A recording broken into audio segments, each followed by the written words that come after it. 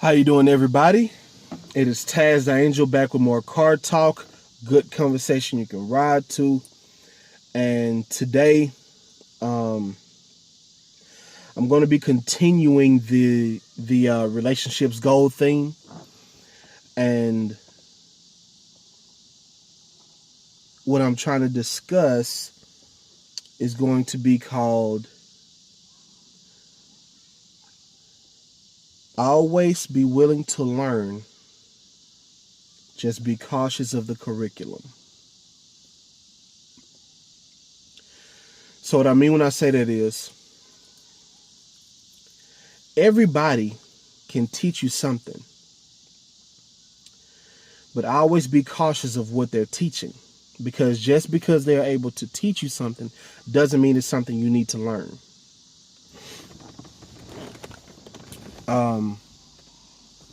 Because it's like I say to people a lot, all knowledge isn't good knowledge. Example, if you are feeling okay, you're feeling fine, and you go to the doctor and they tell you you have stage 4 cancer and you have maybe 6 weeks to live. There's no going back. There's no way to reverse it. You just got to wait your time out. As a medical institution, they are obligated to tell you that. But it is my personal opinion that that's not good information to receive. That's not good knowledge. Because you have 2 options, maybe 3 options. Either you take that information in and it makes you give up hope and you just don't care anymore. 2, you have oh man, I only have 6 weeks left. I gotta do my bucket list. I got all the things I want to do. I gotta do them now. Or 3, you just live like the same and just wait for your body to expire, basically. I believe the more likely option would be the first one. It makes you give up hope, and you no longer really want to be ambitious, because why begin anything when my entire existence is about to end, right? Good.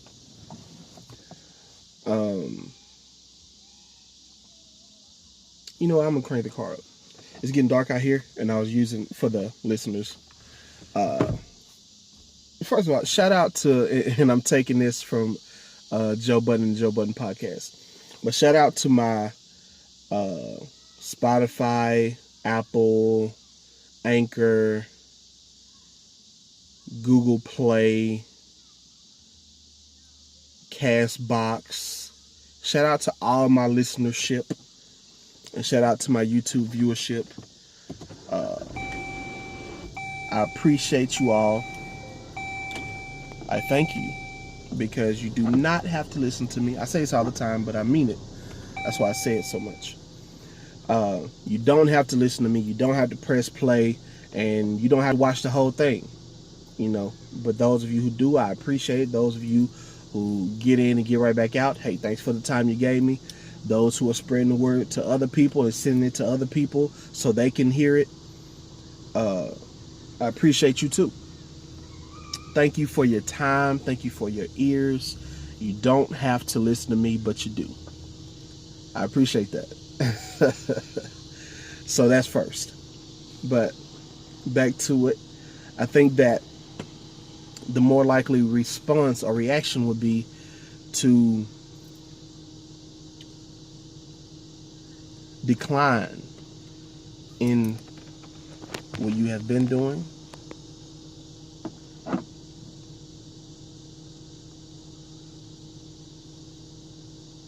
still moving on me.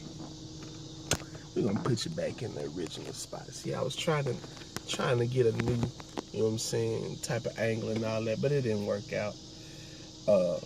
Back to it. So I believe that the most likely response, as I said, would be to deteriorate, because you were told by people who went to college several years, who studied the body for several years, and whose profession is to spot things that aren't supposed to be there, and all kinds of things, and heal. And if they tell you that you only have 6 weeks, I think the most common response would be to kind of be depressed for the rest of that time, whether it's longer or shorter. And maybe if you pass that 6 weeks, it'll get a little better. But because of that information, the way your life was lived changed. Now, again, there's a possibility that you can you can continue to live your life the exact same way you are already living it, and it has no real effect on you. But for the masses, for the majority of people on this planet, I don't think they have the mental fortitude to easily shake off and disregard such information. Not sure I would. It's not saying you're weak by far, but for a professional to tell you you have 6 weeks left on this planet, that's a hard hit. It's a Goku gut punch. In anime, I'm not sure anybody packs a gut punch like Goku. And by the way, and this is a Dragon Ball Z reference for y'all who don't know, and if you don't know, I'm sorry that you don't know. You missed out on some amazingness. But I'm not a Goku fan. As far as the Z fighters go, Vegeta, my actual favorite character, Broly. Neither one of those really like Goku, so neither do I. But he has a legendary gut punch. When he punches somebody in the stomach, you can doggone near see their fist come out of their back, like he's going through your stomach. That's what that kind of information is. I mean, like, let's just be real. That's some heavy news. Consequently, you could begin to not enjoy life as much. But on the other hand, and again, this is a medical institution, they are obligated to tell you. Just say they don't, though. Just say they tell your immediate family member and let them decide. And the family member says, you know what, I don't think that we should tell them. If there's no hope, then let's just let them live out the rest of their days happily. Let's not give them that news. Just play this out. If you live that way for exactly 6 more weeks and you pass away right after, it is my personal belief that you will live your life in a better way than you did when they told you about it. All knowledge isn't good knowledge. And that example could maybe miss for y'all. May not make sense to y'all. And if that's the case, I get it. Everything I say and do won't.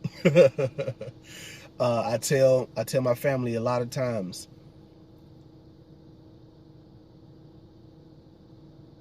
I'm not always talking to you right now.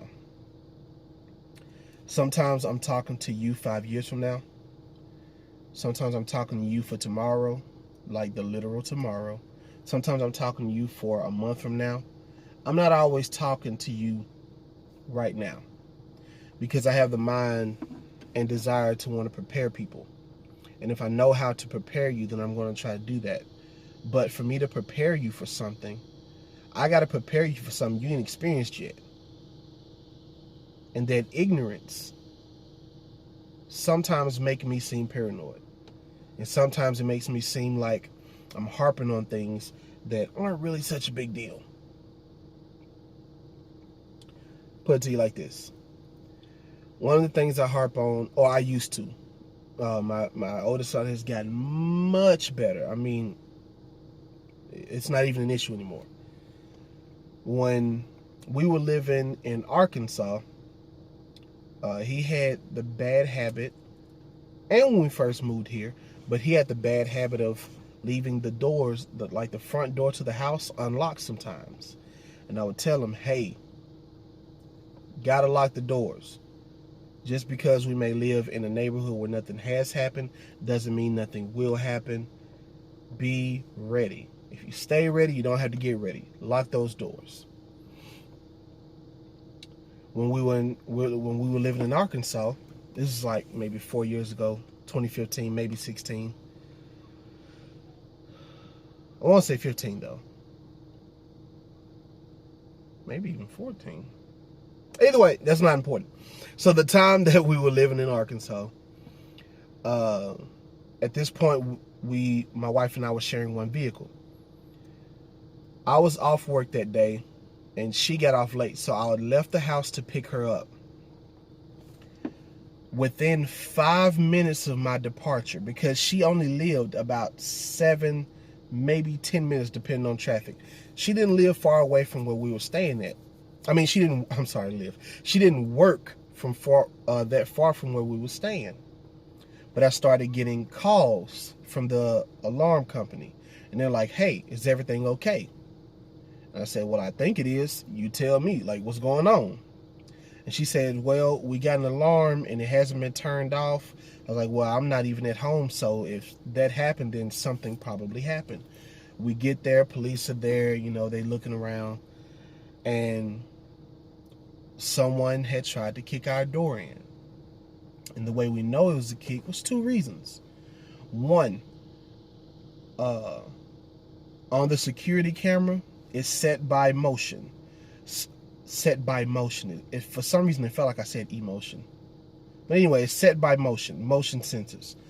So the camera was sitting, facing the door, and the door, it just lodged like a quick blunt hit, like a quick hit. And because of that, it picked it up and started recording. 2, when we got there, they kicked the door so hard that they broke the framing and their footprint was still on the door. And that meant that 9 times out of 10, whoever did that was watching our apartment. They were watching our residence. Because for them to hit as soon as I left, and I'd been there the entire day, because again, I was off. So I was there the entire day, and I left at like 9, 10 o'clock at night. So they had to have been watching, or it had to have been crazy coincidence that they just so happened to try to kick the door in right after I leave. Because again, it was less than 5 minutes when I got the call, but the alarm has to go off for a while and not be shut off before the alarm people even call you. And they have to, actually go through the process of calling you. So it's like, as soon as I left out of the parking lot, they went to work. So when I'm telling him, lock the door, lock the door, lock the door, what if because I was leaving at night, I'm like, oh man, it's nighttime, I'm gonna be right back. It's only gonna take me 15 minutes to get back home. What if I left the door unlocked? Or what if I didn't lock the bolt lock and just locked the little twist lock because I was in a rush? Oh, well, it's locked. Let me go and get up out of here. A good amount of stuff could have and most likely would have been taken. So we have to accept useful information even if we don't like it.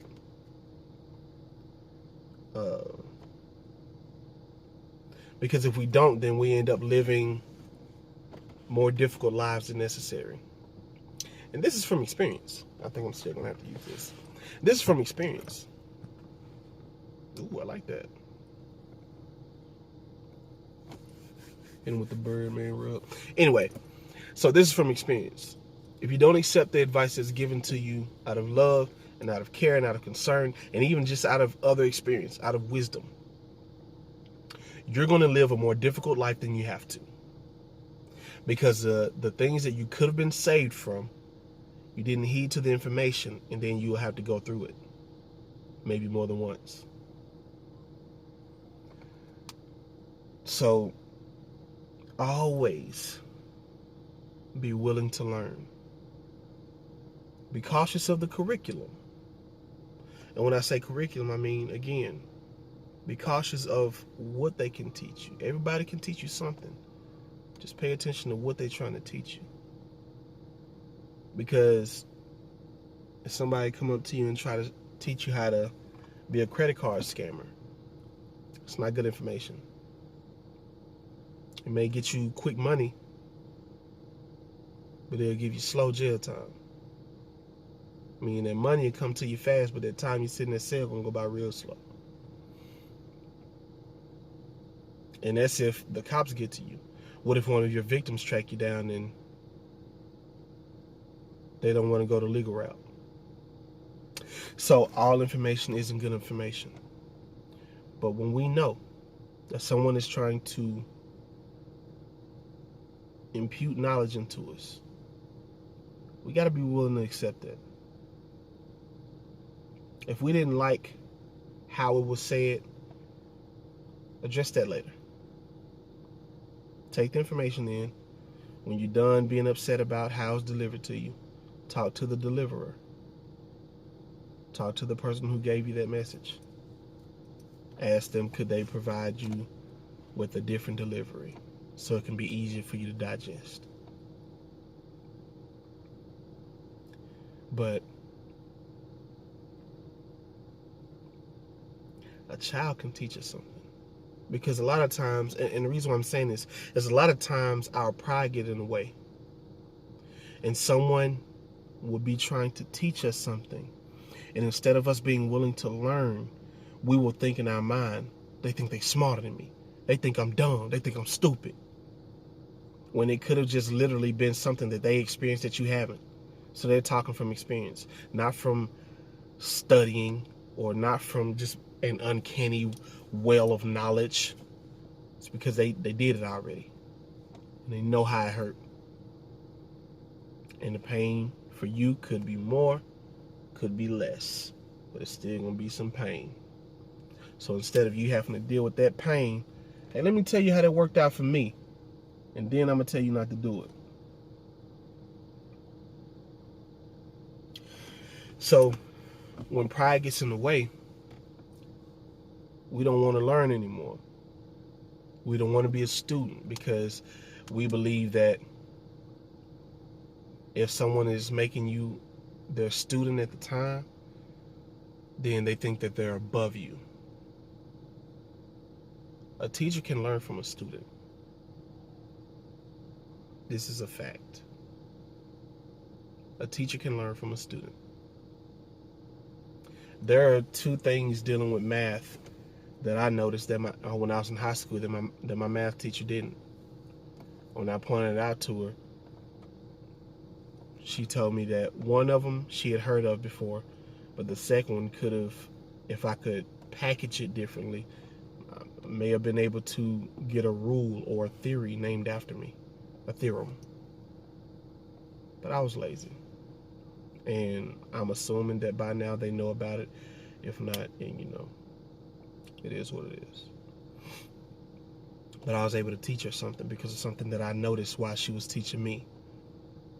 And because she was willing to hear what I observed while she was talking to me, she left with knowledge. Both of us left that session with newly acquired knowledge because both of us were listening. We got to stop being so prideful. We have to stop being so, they think they're better than me. They think they're smarter than me. I wrote as a message. There's this anonymous app where people just ask you questions and you answer the questions and you post it. But you know, we don't do that advertisement, so I ain't finna tell the name. But the question that it asked me was, what's one of the most valuable lessons you learned, or one of the best lessons you've learned, something along that line. And my answer was learning to not take things personally, even when they are. And I've had people ask me, what does that mean? Because if it is personal, how do you not take it personally? And I said, just because someone gives you something don't mean you got to receive it. If UPS drop a shipment off at your door, a box off at your door, because we all know, and I'm saying this, I'm naming this brand to say y'all got to do better with this. But they'll ring the doorbell once and run to that doggone truck. They don't care if it's the right house or the right owner or none of that. They ring it one time. If you come out, nope, I'm out. That's why people's packages are getting stolen so much, because they just drop them off instead of requiring a signee or someone to accept it. I'm talking to y'all. Back to it. So, if a UPS delivery truck brings you the wrong package, do you know that if you open it, it's illegal? Tampering with someone else's mail. It's a federal offense. What I mean by that is, in this case, it is literally illegal to accept something that ain't for you. Say that one more time. It is literally against the law to receive something that ain't for you. And that's my answer to it. If it's not for you, don't receive it. Because someone can talk directly to you in that way. And it ain't for you. It ain't for you. How many times have you been upset and some other person who didn't even see you or haven't seen you for a while come up and speak to you, and you give them attitude because somebody else made you mad? They have to be the recipient of anger that they didn't cause. It happened to me when I was a kid. When I was younger, I remember, matter of fact, I wasn't even a kid. I was younger, but I wasn't a kid. But I was at home, and my mom came home, and she was a little irritable. She had a tone like she was bothered, and she had said some stuff to me in a way that I knew my first time seeing her today, I shouldn't have gotten that. So I said to her, I said, Mama, I don't know who upset you today, but I do know that I'm not the one who did it. I don't deserve the treatment of the anger that they gave you. And initially, she looked like, what you say? You know what I mean? Because as a parent, I can understand initially it sounds like back talk.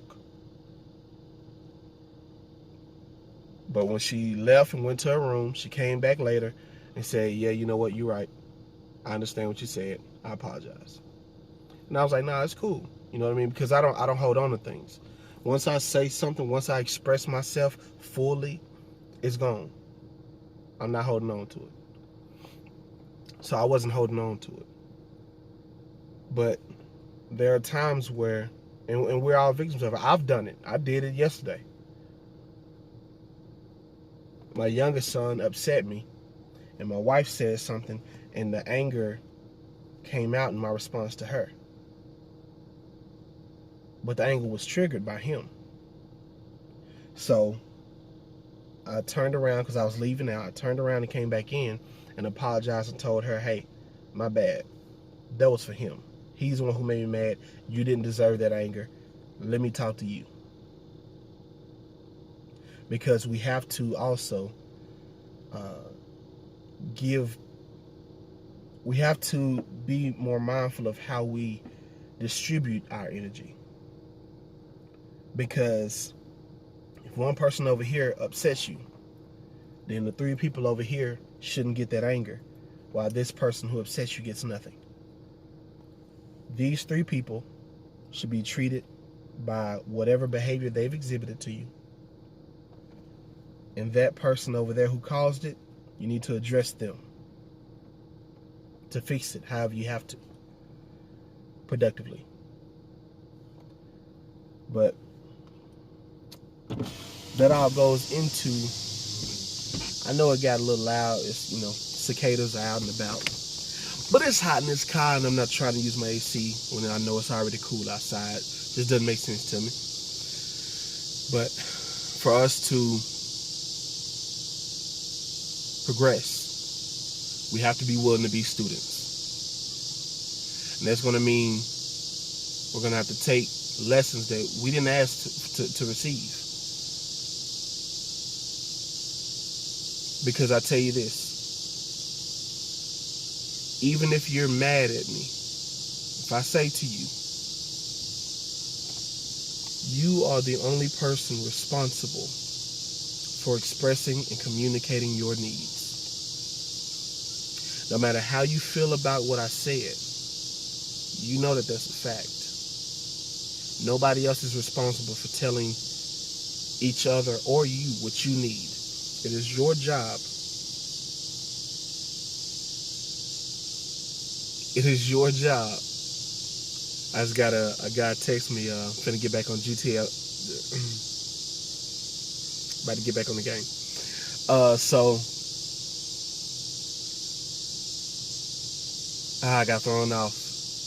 I had to catch myself because I ain't trying to, we don't do those ads here.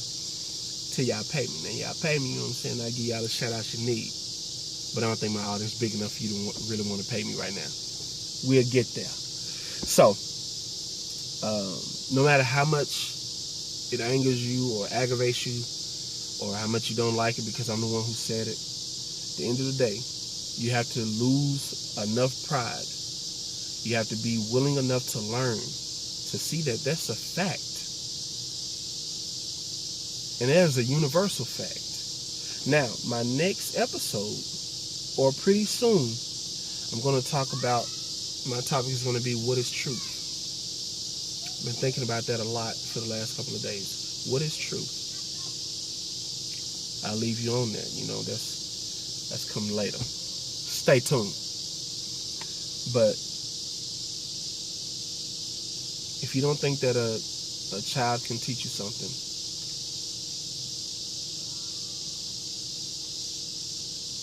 you're slowing yourself down. If you don't think a peer can teach you something, you're slowing yourself down.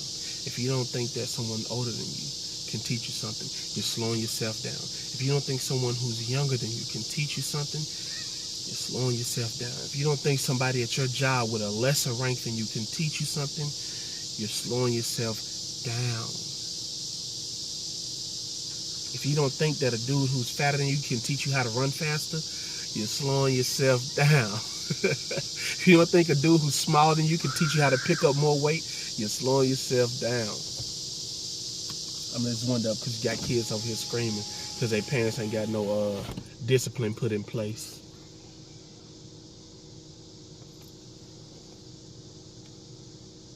Look here. I was about to go on a parenting rant, but I caught myself. It almost happened though. Anyway, if you don't believe that somebody can teach you something, you're slowing yourself down.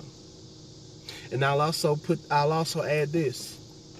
Sometimes people can try to impute knowledge into you that you already have. Accept it. Even if you already know. I would suggest that you don't say I know. I would suggest that you don't cut them off and finish their sentence. I would suggest that you don't say, oh yeah, I already know how to do it, and then you go ahead. I would suggest that you don't do that. I would suggest that you just take that in. Because they may have a different spin on it.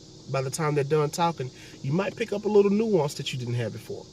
And you may not. They may tell you everything that you know. But you know what? The reason why I say accept it anyway is because they didn't have to invest that time in you. Because if they didn't know you knew, then they thought that they were giving you something new. So respect that effort and that kindness that they took out the time in their day to give you something that they thought was new. There's more yelling kids, huh?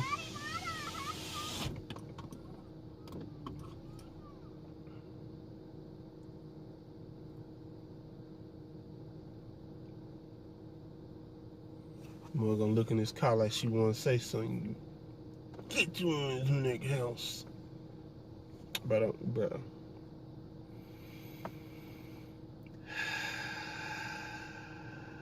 Goose Fraba. If you know what that's from, you're a real one. Anyway, they didn't have to take out time to give you that. They thought they were giving you something new, even if they weren't. They sincerely thought that they were adding knowledge to your life. And I think that them doing that should be appreciated. That them taking that time out, that them putting that desire and care into you should be respected by just sitting there and accepting it. Just listen. You don't even have to agree. Just disagree in your mind. But at least respect the effort that they are giving. Respect the time that they sacrificed. Respect the breaths that they will never get back, because they gave them to you. Respect it. So, that will conclude today's episode. I appreciate you guys for your support, for your shares, for your likes, for your comments, for your listens. I appreciate it. I really do. Thank you guys. Thank you. I ask that you keep it up. I ask that you continue to share it to people you believe need to hear it. Okay. My son pulling up. He's in a minivan coming back from Vacation Bible School. Yeah. So, hey y'all, if y'all just listened, y'all might want to watch this episode. There's a lot of funny stuff going on. Facial expressions and whatnot. Anyway, this has been my episode of Car Talk. Good conversation you can ride to. Thank you guys for listening. I am Tazzdaangel, of course. Have a good night.